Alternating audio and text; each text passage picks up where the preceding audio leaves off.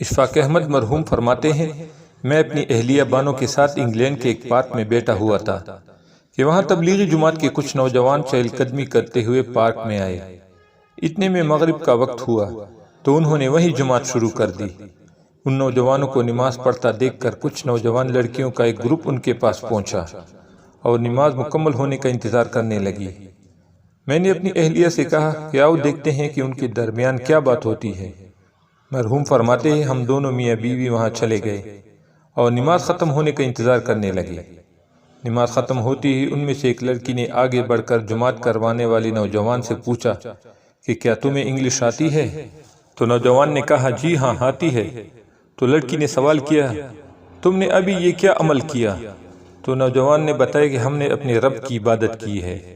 تو لڑکی نے پوچھا آج تو اتوار نہیں ہے تو آج کیوں کی؟ تو نوجوان نے اسے بتایا کہ یہ ہم روز دن میں 5 بار یہ عمل کرتے ہیں۔ تو لڑکی نے حیرت سے پوچھا کہ پھر باقی کام کیسے کرتے ہو تم؟ تو اس نوجوان نے اسے مکمل طریقے سے پوری بات سمجھائی۔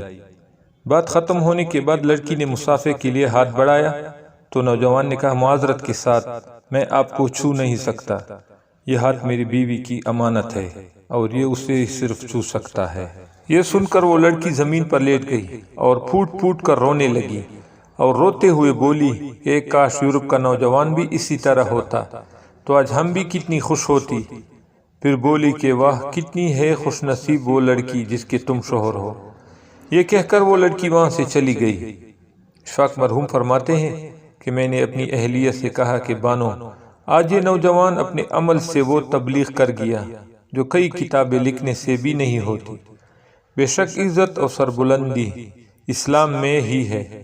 میرا جسم میری مرضی کا نعرہ لگانے والی جاؤ یورپ میں عورت کا حال دیکھو اور خدا کا شکر ادا کرو کہ تم ایک مسلمان پیدا ہوئی ہو۔